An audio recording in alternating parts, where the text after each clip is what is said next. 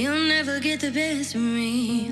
Your sticks and your stones are what I used to build a home. And I may have sleepless nights, but I enjoy the moonlight. Heute verrate ich dir meine Strategien, um an das perfekte Modell für deine Shootings zu gelangen. Egal, ob du Anfänger bist oder bereits Erfahrung hast. Ich verrate dir, wie du überzeugst, welche Plattform ich nutze und warum das, was du nicht sagst, genauso wichtig ist wie deine Anfrage. Und on top verrate ich dir die Top-Fehler, die du unbedingt vermeiden solltest. Und nun, los geht's! Hallo zusammen, ich bin die Tanja, Porträtfotografin aus Düsseldorf. Ihr habt mich gefragt, wie ich zu meinen Modellen komme und welche die absoluten No-Gos sind. Und heute gibt es die Antwort auf all eure Fragen. Ich verrate euch meine Tipps, berichte von Erfahrungen und gebe euch die besten Strategien an die Hand. Und nun legen wir direkt los. Bevor ihr überhaupt erstmal darüber nachdenkt, jemanden anzuschreiben, müsst ihr euch fragen, was habe ich denn überhaupt zu bieten? Euer Portfolio ist die Visitenkarte und zeigt dem Modell, welche Bilder sie bekommen würde und worauf sie sich einstellt, wenn sie mit euch shootet. Seid ehrlich zu euch selbst. Wenn ihr ein Modell anschreibt, dessen Bilder Welten über euren eigenen liegen, dann müsst ihr auch damit rechnen, dass ihr entweder gar keine Antwort bekommt oder eine freundliche Ablehnung. Oder vielleicht auch eine nicht so freundliche Ablehnung. Aber das ist absolut okay. Das heißt nicht, dass ihr schlecht seid. Das heißt einfach nur, dass ihr noch nicht auf dem Niveau des Modells seid. Solltet ihr jetzt merken, ich habe gar kein Portfolio oder meine Bilder sind noch gar nicht so ausdrucksstark, dann habe ich schon den ersten Tipp für euch. Investiert ein bisschen Geld und bucht ein professionelles Modell. Das garantiert, dass die Bilder direkt schon mal besser werden, weil ein Modell weiß, wie es sich bewegen muss und auch wie es sich dem Licht zuwenden muss. Das heißt, ihr müsst nur auf Komposition achten und darauf, das bestmögliche Bild zu schießen und müsst euch nicht damit beschäftigen, ständig Posing-Anweisungen zu geben. Wenn euer Portfolio einmal steht, gibt es verschiedene Möglichkeiten, um Modelle zu finden. Es gibt viele Wege und ich werde dir meine Top 5 Favoriten zeigen. Nummer 1. Instagram. Instagram könnt ihr nach lokalen Hashtags suchen. Zum Beispiel Hashtag Model Düsseldorf oder Fotograf Berlin. Danach formuliert ihr eure Anfrage so, dass sie freundlich, klar formuliert ist und professionell. Die könnte zum Beispiel so lauten: Hi, ich bin Tanja, Fotografin aus Düsseldorf. Ich finde deinen Look super spannend und würde gerne mit dir zusammenarbeiten. Schau dir doch mein Portfolio an und wenn es dir zusagt, dann freue ich mich sehr, wenn du dich meldest. Wichtig ist, wenn ihr keine Antwort bekommt oder eine negative Antwort bekommt, dass ihr trotzdem freundlich bleibt. Akzeptiert ein Nein. Ich werde euch später noch ein paar Negativbeispiele nennen, die ihr unbedingt vermeiden solltet. Nummer 2 sind Model-Communities. Es gibt verschiedene Foren, wie zum Beispiel die Modelkartei, wo Fotografen und Modelle sich vernetzen können. Hier habt ihr den Vorteil, dass ihr direkt Suchanfragen stellen könnt, euer Portfolio zeigen und dass ihr ganz gezielt nach Modellen suchen könnt, die zu eurem Stil passen. Nummer 3, Freunde und Bekannte. Die ist auch ideal für Anfänger gedacht. Fragt einfach in eurem Bekannten- und Freundeskreis oder eure Familie, wer Lust auf ein Shooting hat.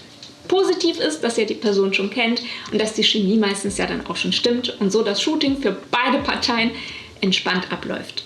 Nummer 4. Professionelle Modelle buchen. Ich habe die Möglichkeit schon genannt, aber möchte sie wiederholen, weil sie so wichtig ist. Investiert ein bisschen Geld und bucht ein professionelles Modell. Dadurch wird euer Portfolio einfach direkt schon besser, professioneller und es erleichtert euch den Einstieg in die Fotografie. Nummer 5 sind die Streetcastings. Ich habe immer Visitenkarten dabei und wenn mir jemand auffällt, dann spreche ich ihn an. Wichtig ist natürlich, dass ihr dabei wie immer freundlich und unaufdringlich bleibt. Was ich zum Beispiel sage ist, ich gebe der Person meine Visitenkarte und sage: Hi, ich bin die Tanja, ich bin Fotografin und du bist mir aufgefallen, ich würde dich super gerne fotografieren, weil ich deinen Look mag. Schau dir einfach meine Webseite an. Wenn dir meine Arbeiten gefallen, würde ich mich super freuen, wenn du dich bei mir meldest. Das überrumpelt die Person nicht und sie hat ganz entspannt die Möglichkeit, meine Werke zu sehen und sich dann für ein Ja oder ein Nein zu entscheiden. Und so bekommt ihr auch eher ein Ja, als wenn ihr der Person direkt in der Situation die Pistole auf die Brust setzt. Ein kleiner Hinweis: Überlegt euch genau, wo und wann ihr Menschen anspricht. Eine Frau im Dunkeln, die alleine ist, anzusprechen, ist nicht immer die beste Wahl. Die könnte sich durch euch eingeschüchtert fühlen. Auch Menschen auf der Arbeit sind in einer besonderen Situation, wo sie schlecht ablehnen können. Habt ein bisschen Fingerspitzengefühl und macht es gegebenenfalls kurz bevor ihr geht, so dass ihr die Person nicht in Verlegenheit bringt.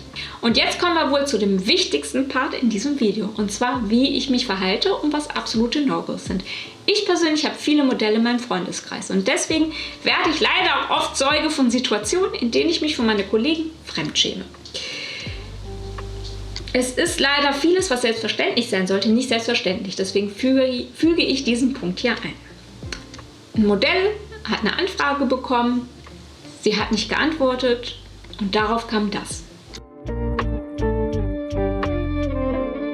Kotz-Emojis mit einer unfreundlichen Antwort. Das ist ein absolutes No-Go.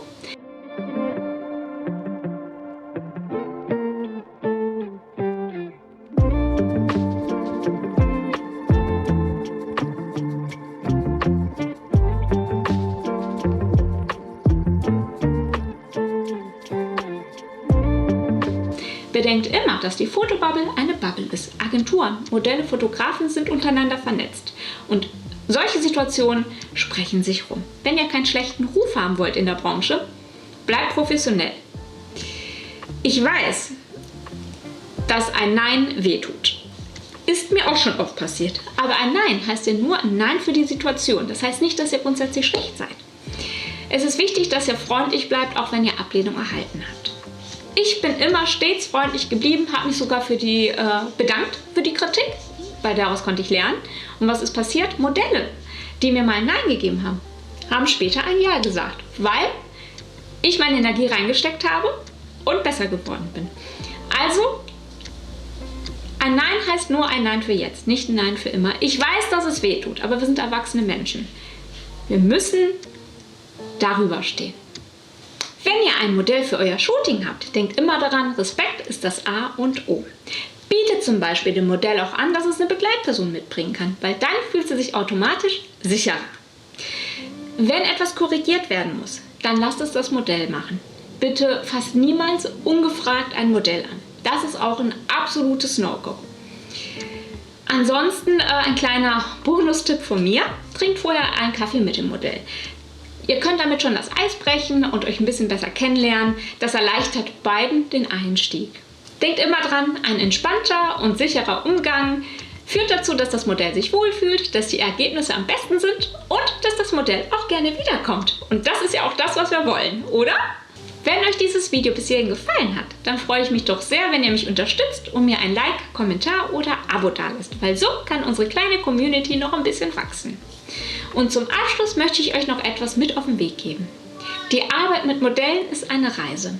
Ihr werdet nicht immer ein Ja kriegen und es wird vielleicht ein bisschen dauern, aber das ist okay. Denkt immer dran, mit jeder Absage und jedem Schweigen kommt ihr eurem Ziel näher, weil ihr könnt daraus lernen. Und von Shooting zu Shooting werdet ihr immer besser werden. Also bleibt motiviert und lasst euch nicht entmutigen. Schreibt mir mal gerne in die Kommentare, welche Erfahrungen ihr gemacht habt oder ob ihr noch Fragen habt. Und falls ihr jetzt schon das Modell habt und direkt mit dem Shooten loslegen wollt, dann klickt unbedingt auf das verlinkte Video. Und ich sage ciao, bis nächste Woche.